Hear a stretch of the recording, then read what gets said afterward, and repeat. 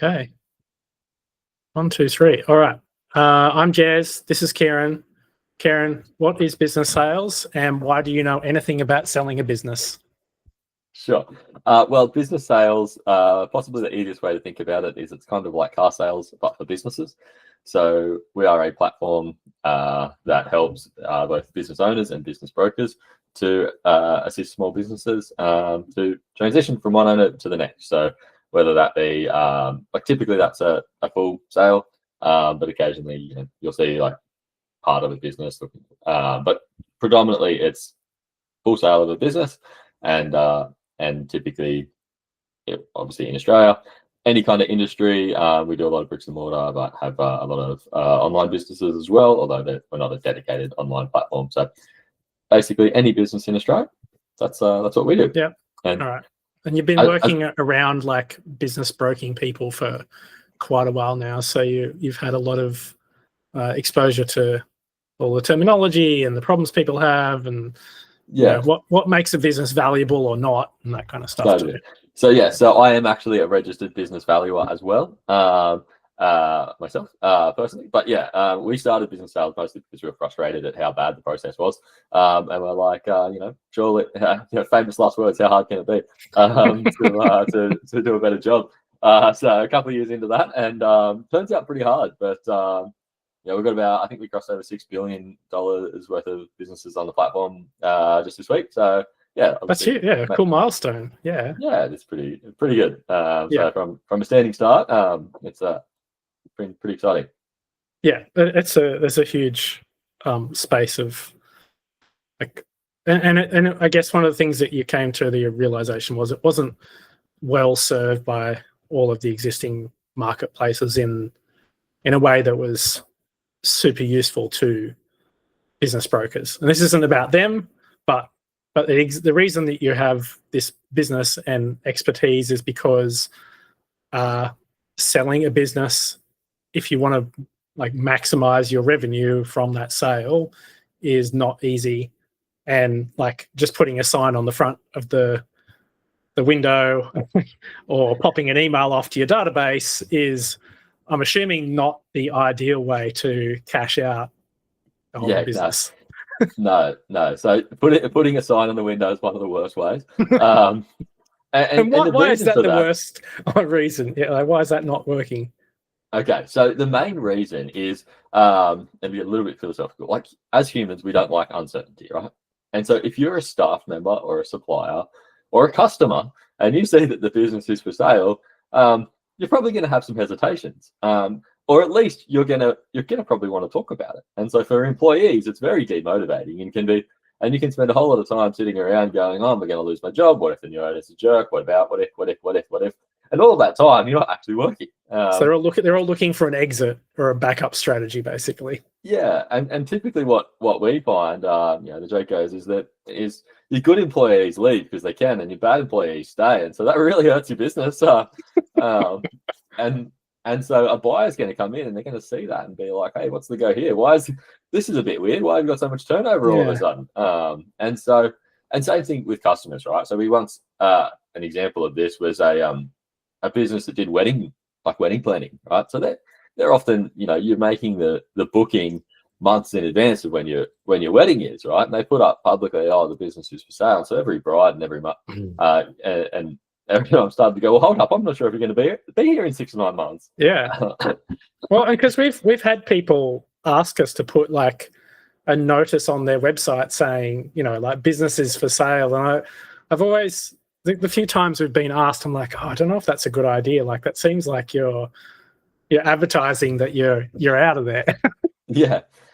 So it's one of those things, if you put yourself in the customer's shoes, right, and you see that, does it make you think, "I want to use this business more or less?" And on the margin, unfortunately, like I wish it was, it wasn't this way. It would make our jobs a heck of a lot easier if we didn't have to manage confidentiality. But typically, customers don't like that. It's not something that makes you want to buy off the business, and that hurts your profitability, and obviously that and that doubles in a business sale, right? Because as a buyer comes in, what they're going to look at in your business is, how is it going? What's the track? What's the trajectory? And if you've been on the market for, business sales can take a little while. Right? So, but even if you've been on the market for a month or two, and then you start to go through the due diligence period, you get your accountant involved, your lawyer involved, and you see that month on month turnover is declining. It's just because it they've makes sort the of buyer taken do their exactly what your banks just did and gone, oh, this is not good. yeah. But that could happen because you're just like tapped out, or you're like, they've decided to sell and they're kind of over it, or they've just on the wind down or something. Like a lot of people sell as like a retirement strategy or something, right? So maybe they're not their most feisty and enthusiastic at that point, and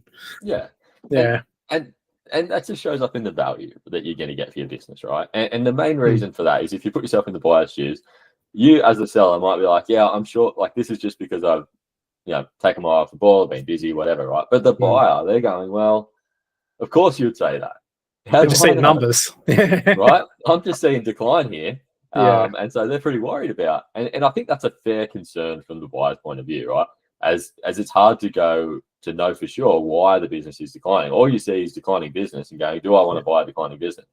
And maybe you do, right? Like there are people who are out there to get a bargain. Just troubled asset, yeah, totally, right? Just before it goes bankrupt, they're ready to buy, And we're not talking about asset sales. Like if you have a bunch of trucks and excavators, you might just be selling the asset or the property or something, and that's not, it doesn't matter then, you're just selling like the thing. But if you're actually trying to get value out of the business, then the going concern of the business is part of the value that you're trying to pass on, right?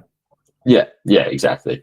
And even in an asset sale, one of the ways to think about that is if you were to just shut down your business, right? Let's say you got a bunch of earth moving equipment, trucks, whatever it is, right?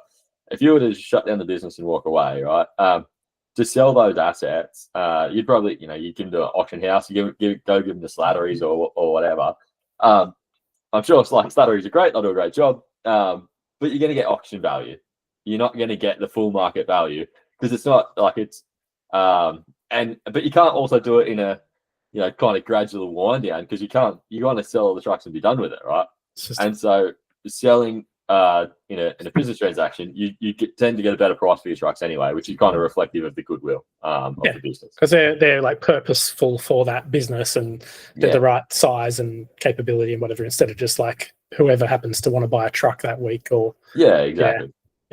Okay. Yeah. So to help frame the conversation, and because I know we'll just wander around aimlessly otherwise, we've been back and forth a little bit on common mistakes, or 10 common mistakes that people make when selling their business, or I suppose like getting ready to sell the business, which is, and accountants would tell you that you should plan for this years in advance, but maybe that's not realistic. And so the first kind of topic area you've brought is like financial and operational neglect.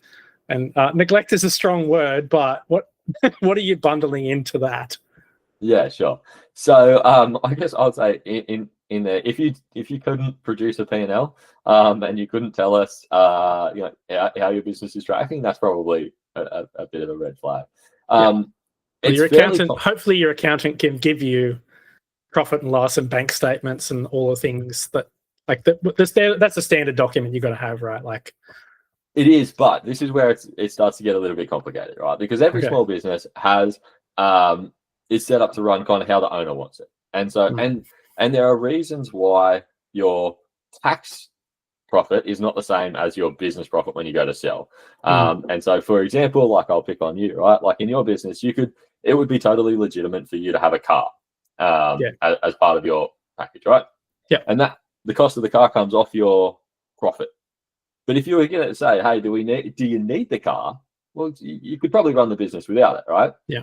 And so the cost of the car becomes what we call an add back. And you can do similar things with life insurance. So there's a lot of expenses that, as a business owner, interest and tax, we would generally add that back, right? Because if your business has debt, that's without getting into the thing that's like an expense that is not essential for the business to switch on each day or whatever. Like, the sort of almost a discretionary expense. Or that could be because the buyer already has, if they're running a motel and they're going to buy a second motel, then they have the administration of maybe the IT team or the they know they don't need another graphic designer or whatever. Like they have those things potentially. Yeah. So if you're like in that example, you'd probably leave the graphic designer in. Okay. Because they don't need another hire car or something. Or yeah, correct, right? So it's looking at what do you actually need to generate the profit.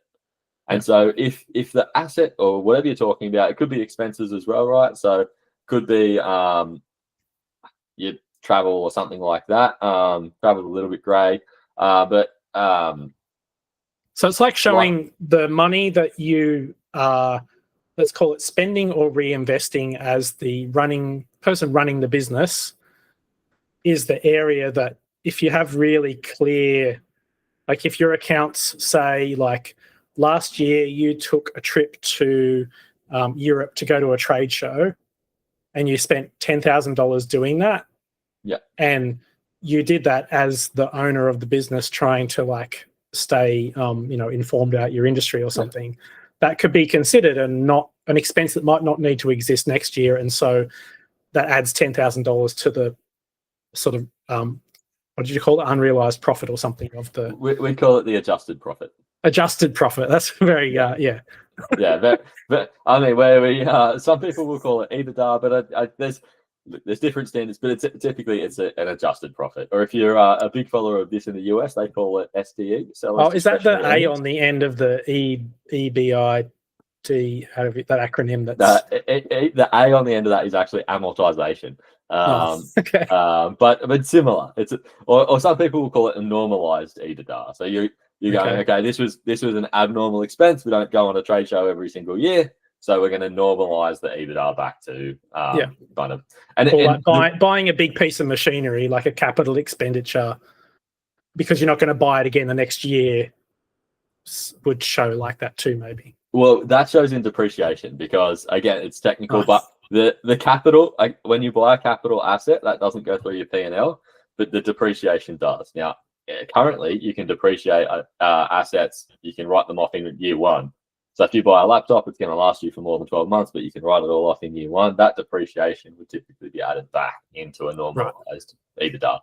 Yeah, your accountant should be able to help you. This is why I have an accountant, so don't worry. Yeah, my business doesn't rely on me to know these terms, so it's okay. Yeah, that's good. And so your accountant should be able to help you with this. But as a business owner, kind of, and this is probably a conversation you have with your accountant every year, going, hey, how much did we actually make, right? And so you've got some sense of where your profit is, and there's going to be a little bit of nuance around the edges, but largely you should kind of have an idea of where your business is.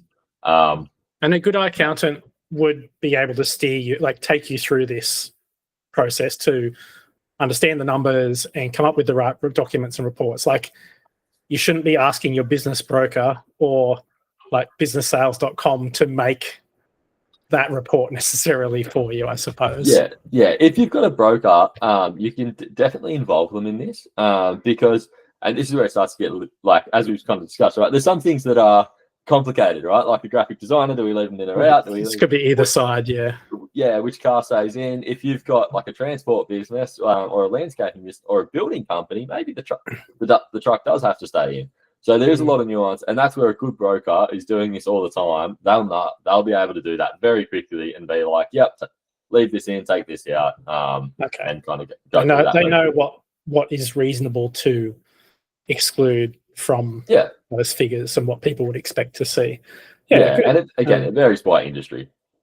Yeah, and we touched a bit on the whole the idea of like slacking off and just like reduce motivation, and I do think that on the occasions when people have talked about selling their business, it's not necessarily at their peak of enthusiasm.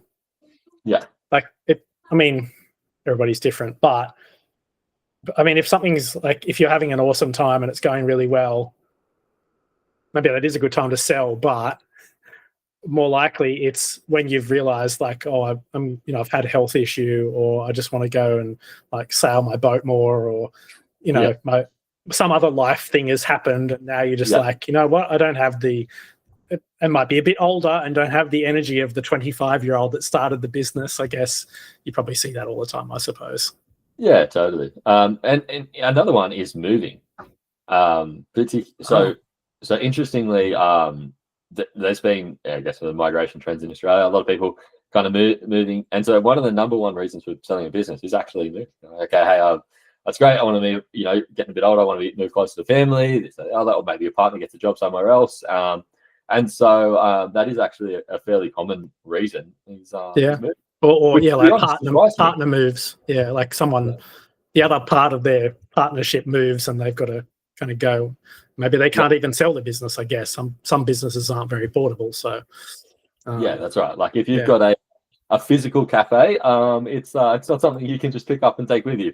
So and if you've got a lease and stuff like that, then that's where selling is the option. So the next kind of topic area we had was valuation and pricing errors, which look, well, I think every business owner thinks that their business is more valuable than everybody else probably thinks it is. That's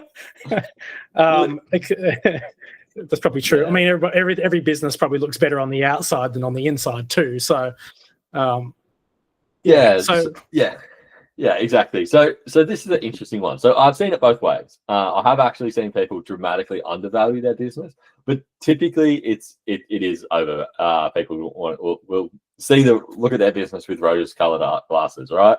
Because they've been doing it for a long time, and they imagine the customers just love coming back, and the people who have been ordering coffee from the cafe for the last 5 years are just, they don't care who's behind the cash register. They just love coming back and ordering their cake and coffee, and the future is certain and will repeat as it was or something, right? Yeah, that's it, right? And kind of overestimating how easy it is to transfer as well, where a buyer kind of comes in and they're going to have questions about, like, if I take over this business, are the customers still going to be here? Are the people going to continue to come in?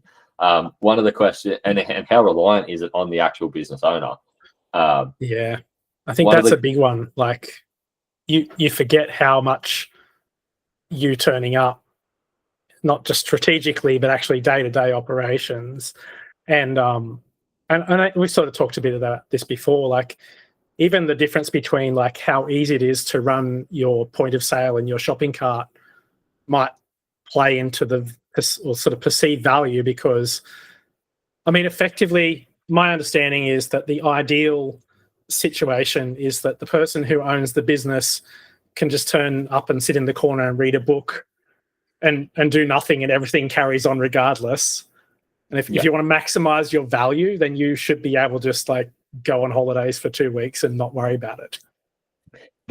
So the holidays thing is a great point, right? We actually say this as when we're talking to business owners. One of the best things you can do for your business, if you think it's that, is just go away for a week and see what breaks, or see what emergencies happen.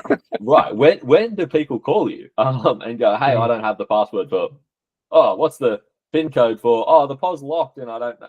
Right? These things come up, and so actually, one of the questions that I asked when we have looked at buying businesses is, when was the last time you took a holiday? How long was it? How many phone calls did you get?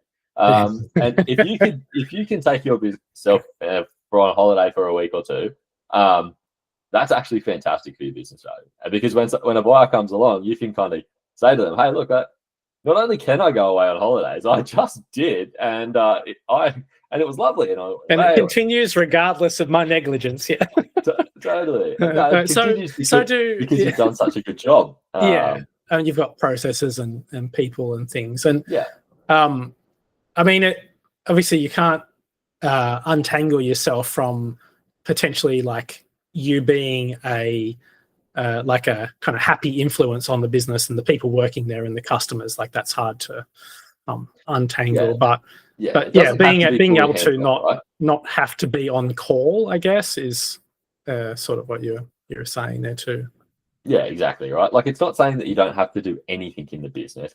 It's just saying that day to day, it can, if you don't show up for a week, then the wheels don't fall off, right? That there is somebody else to unlock the doors and trade. And it's not saying that, somebody else takes over all of the rostering and all of the scheduling and does everything. Like, there might still be things that you can do, but if you're able to say, but those are not day to day, like, we can batch those things up. We can do yeah, all right, ultimately I authorize the payroll. Great, no Are there worries.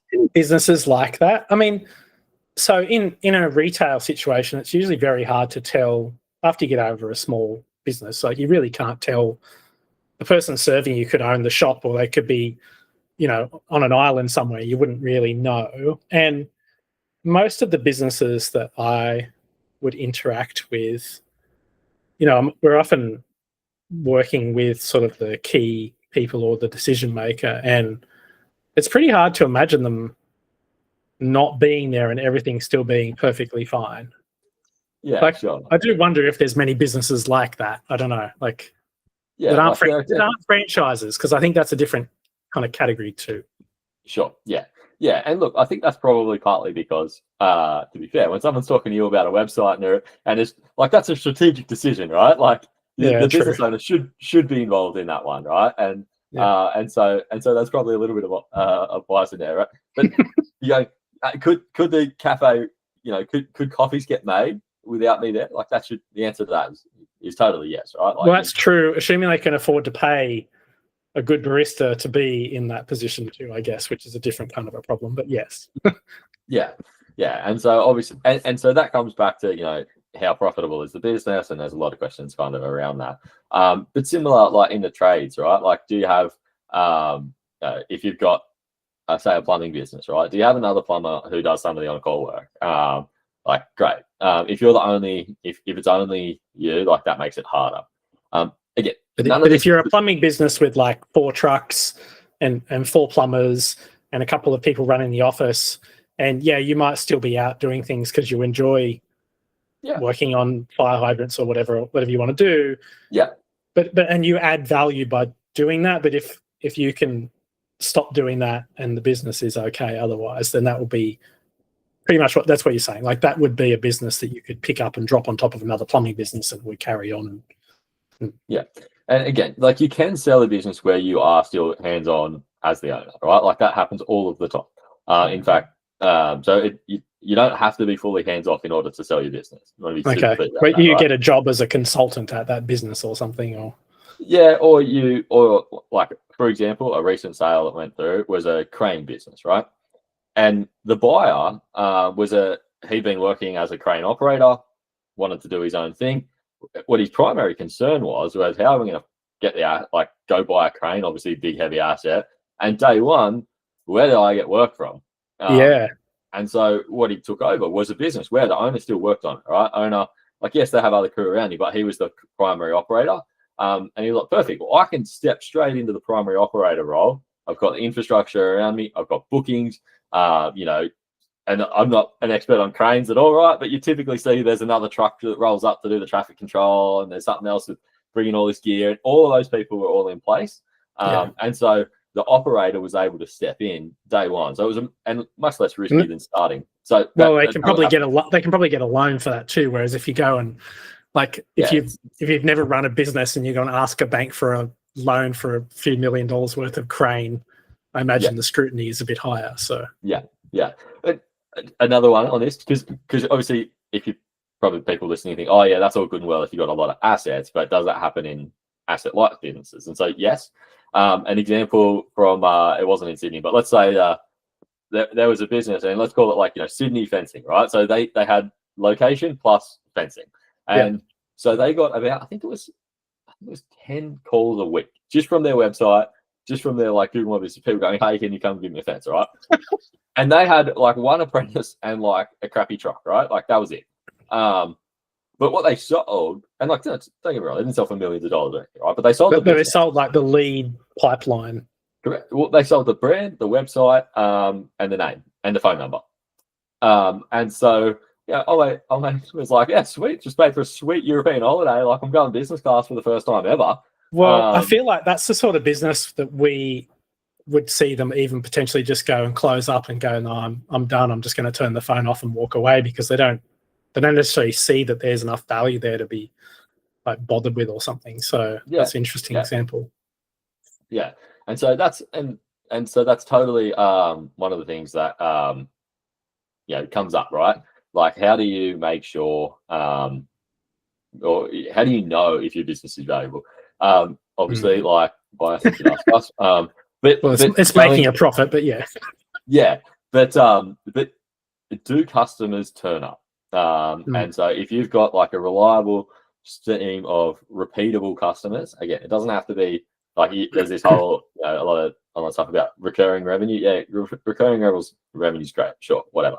But like, fencing businesses, you build. But they turn right? up without you being a special person that they know who does like fencing or car washing or like without your mum sending them to you, people turn up. Yeah, totally. And if you've got that, then typically there is some value in the business. Because that's like the promise of future sales and profits. Essentially, is more certain, and the opportunity cost would be if you had to create that pipeline of inquiries. It might take you a year and $20,000 worth of Google ads and $5,000 worth of website building and heaps of effort getting reviews on Google and Facebook and all the other things. Like, if the replacement cost of that set of phone calls every day is like $200,000, then maybe it's not worth exactly that, but you can see how that value might arrive. Yeah. And so there's now obviously I'm a bit of a nerd, right? But that's good. There's so the US have been keeping really good data on business for a very long time. And interestingly, they've got this data set about the closure rate of business, right? And you've probably heard stats like half of businesses go out of business in the first 5 years and that kind of thing. And I've never looked that up to see if it's actually true or it's just like a old tale or something. So go on. Look, it's a little bit it's more complicated in Australia because we don't track. If you go from a sole trader to a company, you show up as a failure because you change your ABN at that point. And so it's a little bit more complicated because you can't straight go, okay, well, these are the ABNs that were shut down. Doesn't mean they're just transitioning, so you wouldn't notice. Yeah, totally. Or like if you sell, right, a lot of times it'll be an asset sale, so the ABN changes, the actual business keeps going, but the guys in the US, their labor bureau, their statistical bureau, they do track that. And so they have this great data set. And basically what it shows is if you've got a business, you look at this from say like 2005 to 2015, so it's already been running 10 years, you are twice as likely or more than twice as likely to make it to 2025. As in, so the failure rate or the success rate of a business that's been going for 10 years is more than double starting a new one. Yeah. Okay. Right. So your risk is half, sort of. Yeah. It's and it kind of makes sense, right? Like it's a lot easier when you already have customers, people know you got a reputation. Google it's like a flywheel. As long as you kind of look after it, it's a big. Well, some businesses, like accommodation, almost. If you get through the first few years, you get enough people who keep coming back for their week, their annual holiday, and they almost, you have to kind of like you run out of capacity almost. So that makes sense. Totally. And so it just makes a lot of sense to have. So again, if you're thinking about starting a business, often it can actually work out cheaper to buy one. Because the mistakes have been made.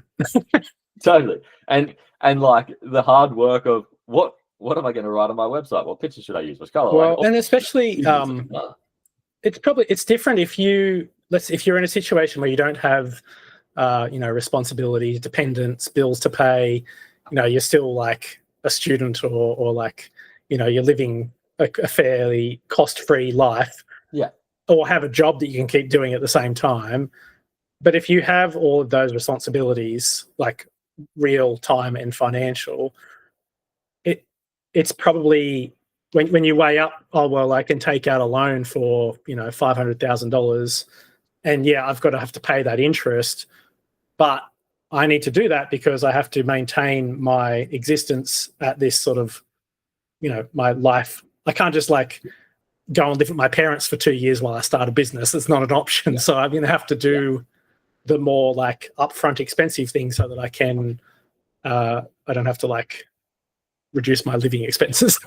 So you don't have to eat ramen for the next 2 years. Yeah, for sure. Which is, I guess, that makes sense. And if you are older and have been working and been financially prudent, the chances that you have some assets that you can borrow against would be higher, and so you can probably you're probably more likely to get a loan in the first place than someone who's brand new and may as well just have a crack at the ute and tools and get on with it, because no one's going to give them any money anyway.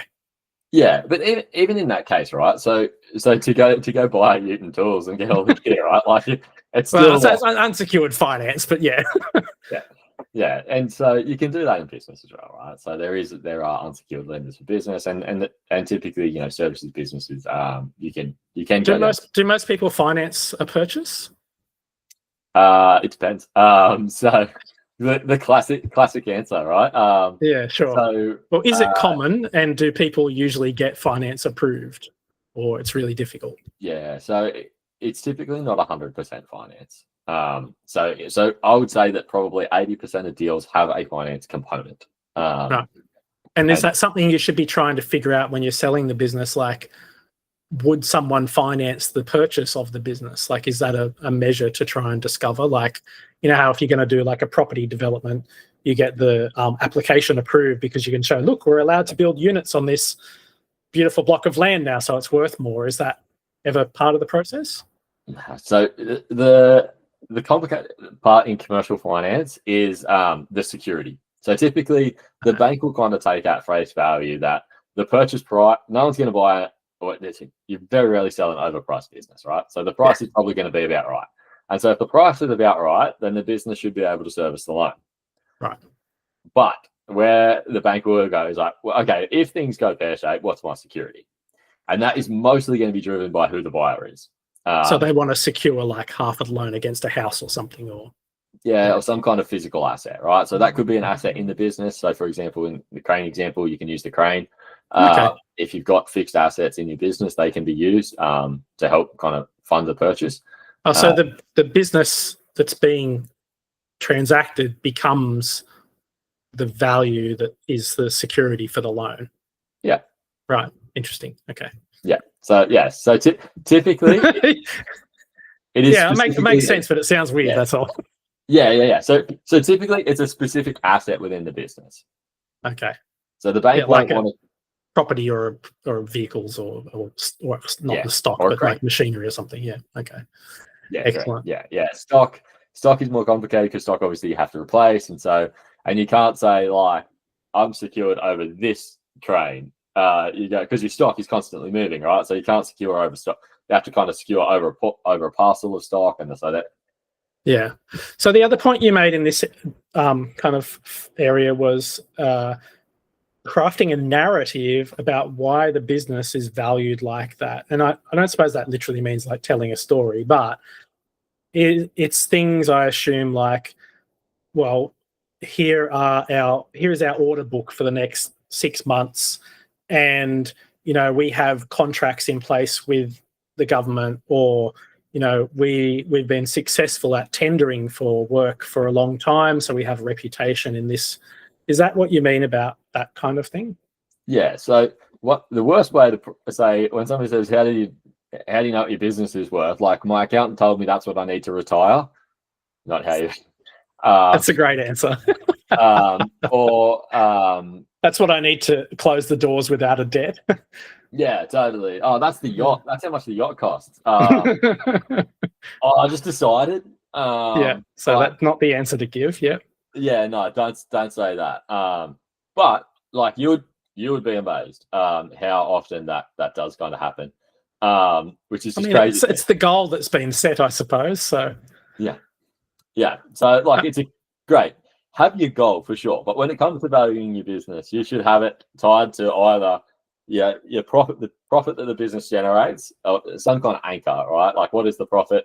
What is the revenue? There are some businesses that sell on a multiple of revenue, not a multiple of profit. The most well-known example of that would be a rent roll, right? For like a property leasing business, like a property management or a real estate agent. Yeah.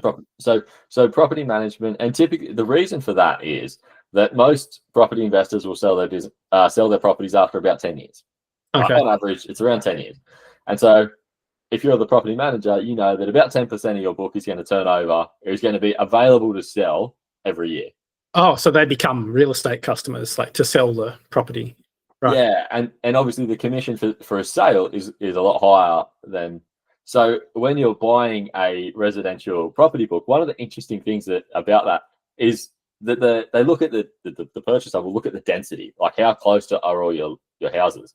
And the reason, like, yes, that kind of matters when you're doing inspections and open homes to drive around. But really, it's so that when you go to sell it, like when it goes to the listing agents, can they do 3 or 4 open homes in a day, or are they right? Like obviously, but also if you're in a different location, that means there's a lot more real estate agents between you and the potential customer, sort of thing too. Like if they're in a different city, then totally. they're more likely to be approached by agents in that other city or something. Yeah, okay. And obviously there's this, there's rules of thumb, right? Like, you're not going to win all of them. You probably win about half. If you're the property manager, you get the listing, but it's not always the case. And so, but that's why they sell on such a high multiple. Because if you look at it, you kind of think, well, I could never make any money out of this. But if you, but yeah, alternatively. Okay. Yeah, no, that makes sense. So our next area of like thinking about mistakes is like legal and procedural, which I assume this is probably a bit more straightforward, which is, for example, I assume would mean things like making sure that the money that you are paid actually goes into your accounts and is like on your books with your accountant, and not cash that's come in your back pocket and gone back out at the grocery store. Yes. The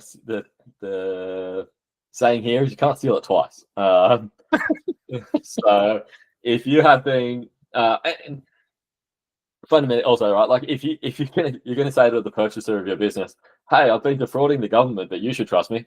Okay, that's not good. Yeah, you want to stop doing that a few years before you sell the business. Or if you're going to do that, it's not going to show up in the sale value. You just accept that's the discount. Yeah, that's it, right? Like if you've been banking, taking that cash out of the business for whatever, obviously you're doing that to save on tax and whatnot. Great, but you're not going to get paid for it when you sell the business. Basically. Okay, and some of the other things we had listed off were like legal disputes that are in progress, or I guess like intellectual property. Like sometimes I think we see if a business is preparing to sell, they get really, or like list on the stock exchange, they get really strict about their like intellectual property, and they start hunting people down that are like using their trademarks or sort of like borrowing on their brand and things like that. So I guess being tidy in all of your legals and finances is really important. And having no surprises, right? Like, and so this actually, so when you go to sell a business, there are protections that you can put in place here. So one of the things that's fairly common is people will sell the assets of the business, not the actual proprietary limited company, not a share. So that's the difference if you hear people talking about an asset sale versus a share sale. Okay. So the company would have the liability. You're just buying the underlying trucks, vehicles, equipment, whatever. Yeah, okay. Yeah. And so like the classic example with this is super, right? So let's say you're a cafe. I'm the buyer. It's really hard to know, hey, did you forget to pay Josie's super 3 years ago? So the legal entity that pays those bills keeps it heads off with the original business owner, and you get the brand and the signage and the shop and the staff and all the good things. Yeah. And so typically if you do an asset sale, the contracts are kind of like this. And if you do a share sale where you take over all of that liability, the contracts are like this. Because why would people do that? Is that because it's a big company and they have to buy the shares, or it could be? So if we go back to the rent roll, for example, if so you have an agreement between the company and the owner of the property, and so if you do an asset sale, you have to re-engage all of those people. Or like accounting firms, anything that has a lot of contracts, because the contract is with the entity. And so in that case, what they tend to do is you have a stack of what they call warranties and indemnities. And basically, as the business owner, you go, I confirm there's no unpaid super. And if somebody comes out of the woodwork in 3 years' time and they prove that I didn't pay them super, I will fix it up. Yeah, that makes sense. Yeah. So, I mean, obviously, that's all written in legalese. But That's essentially the difference between an asset sale. You don't have to worry about that as much. Where in a share sale you do. Yeah, so that's why you have good lawyers in property and business, and definitely use a commercial lawyer. Don't get your wills and estates lawyer to do your business sale. It's can be quite different. So I would definitely recommend using it. A corporate lawyer. You don't want to be anyone's. You don't want to be the one. I definitely agree. I've seen people do both, and you want someone that is very, very well aware of all of the rules and laws and standards. That's for sure. So, next hit list item of things that people screw up or mistakes made when selling business: poor preparation and planning, presentation, and I mean, no one wants to buy a mess, I guess. Or if they do, they expect a hefty discount. Yeah, that's right. Like, you get the take the cleanup cost off the price, right? And so it's more than that. It's interesting in sales. Often, like momentum, you want to keep the momentum up. So if you have somebody inquire on your business and they go, "Okay, great, can I get a look at tell me about your customer concentration, right? Do you have a lot of customers, or is it one person who makes up all your revenue?" And if you take 3 weeks to get back to answer that question, it just slows the whole process down, but it makes them less, like the buyer will be more concerned, right? They'll be like, right, because they wonder why is it so hard to get that answer. Yeah, and also like they're probably looking at other businesses. Yeah, okay. It's like if you're on a dating app and they've got 5 other people that have answered them faster, so you miss out, sort of thing, or something. Or or it's like I tend to think about it as similar to if somebody inquires with your business for a quote, right, and you take a month to get back to them, well, it's probably too late. You're probably not going to win the business, right? Like, they're probably not going to hang around. And so having that preparation done allows you to answer their questions in a timely manner. And that's where a broker is great, right? Because they will know the question. They know the questions are going to get asked ahead of time, right? And so they'll prepare everything, and so that often the process of signing up with a broker, it feels like you spend ages with you before you even get on the market. You're kind of like, why is this taking so long? But actually, it's them getting all the information ready that they know a buyer is going to ask, and then when the buyer asks, it's bang, there you go, next, straight away. Here's the information. And not to make this isn't. We're not trying to sell business sales as a service here, but you do try and onboard people in a way that prompts them to get these things organised in a sense, like go and find this information and sort yourself out, like it's part of the process. You're generally trying to go, hey, you should probably have this. Here's some checklists. It's maybe not compulsory, but it's a good idea. But again, that's where and in one of our examples we talk about, using business sales is kind of like using Xero. Yeah, you can do it yourself, right? But your accountant's probably going to know a lot more about it, right? And a bookkeeper's going to know more, right? So similar with a business broker, right? Like if you can do it yourself, sure. But a broker, this is what I do every day, right? There's you won't maximize your value, which is why real estate agents still have a job. Yeah. Or even it'll just be harder. And you will have to answer all those questions yourself, and that can take your eye off the ball from going back. While you're still running the business, you still got to run the business, right? And so you're adding another job to do. And if you're already, flat out as a business owner, then and if you're relying on like things back from accountants and lawyers to answer those questions, then there's a time and cost to that you can't escape. So that does make sense. Okay, the other sort of something in this area we had was failing to stage the business. So, and I didn't really think about this. It never occurred to me. But like you have people who stage houses, either real or like virtual, and they make the grass. They'll put new turf on the path, and grass is always so green. Green. And the sky is blue, and the neighbours, the cars aren't in the street, and all the other amazing, like there's a cloud in the sky, and it's just incredible, beautiful day. So what does that look for? Like for a business, does that literally mean like could be property maintenance or like? Definitely. So couple things, the window washer and everything. If you have a physical store, tidy it up. Because the buyer will go there and pretend to be a customer, I guess. And they will, like, if you have that, the dodgy, disgusting room in the back that no one ever goes in.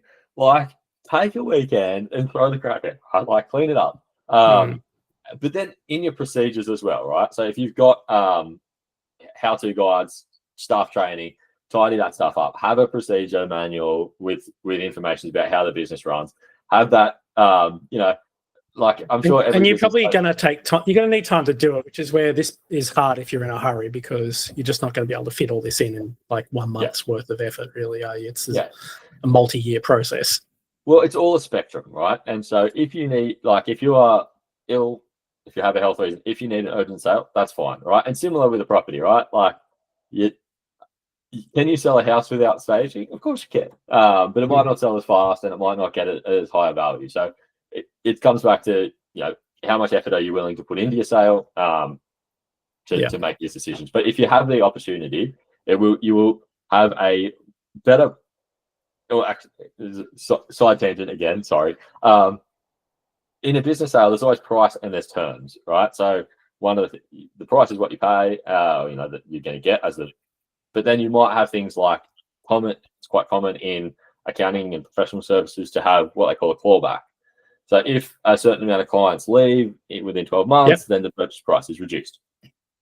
So by having, like, the fastest sale that we've ever seen was from listing to settlement, cash all paid, 18 days, no clawback.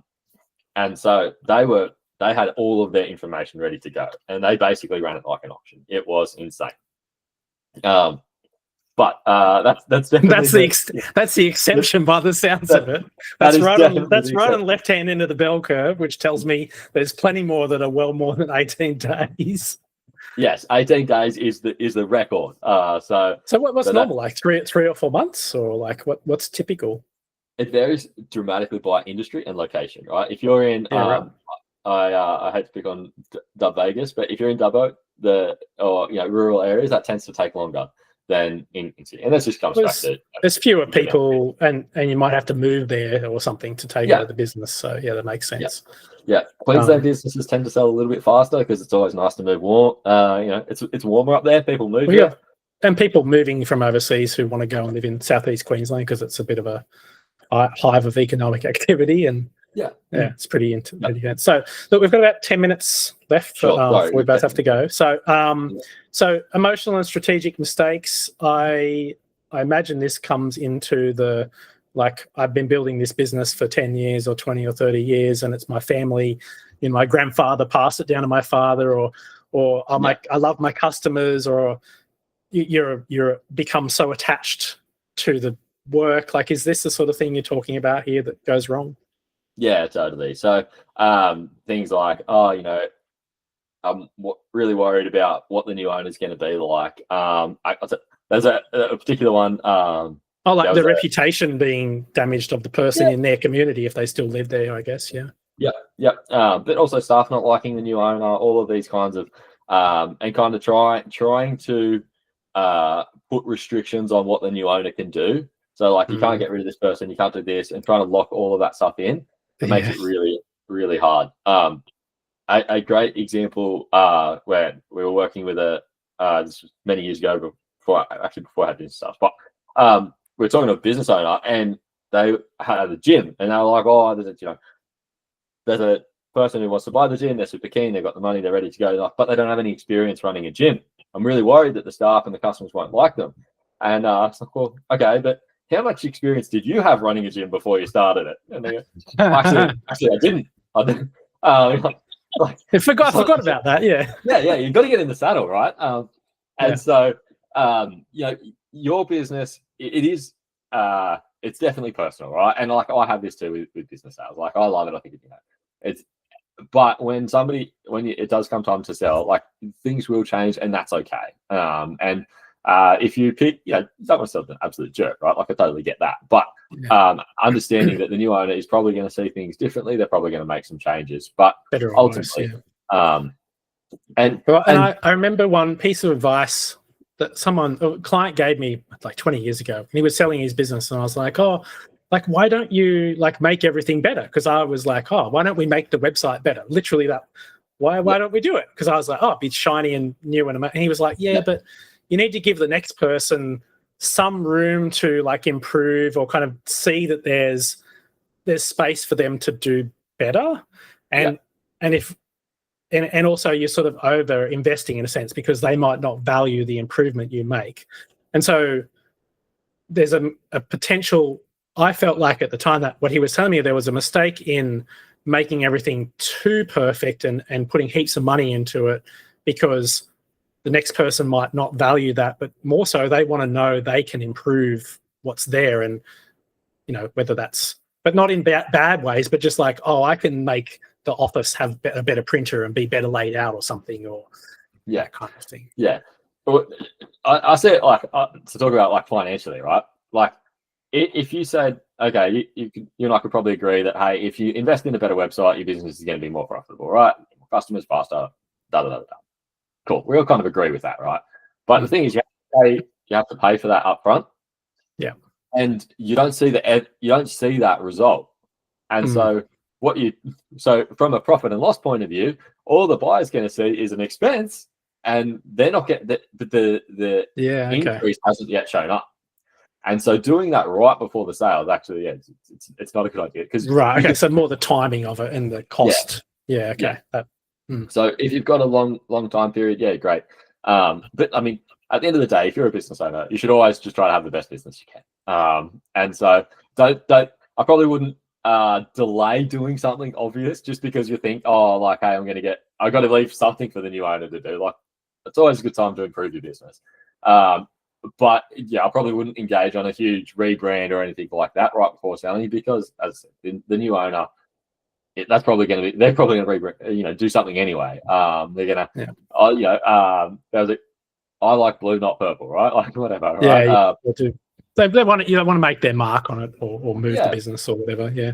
So in the last few minutes we've got, I feel like we owe you to like give us a quick like, why should we be talking to business sales, or like why do we care about going to the business sales website when we want to sell a business? Like, look, I mean, I have many reasons. I think we're experts at what we do. We handle confidentiality better than anyone else. If you're in Newcastle, so are we. That's great. But look, ultimately, I think if you are thinking about selling your business, whether you use us or whether you use anyone, where I'm super passionate about seeing more businesses handed on to the next generation.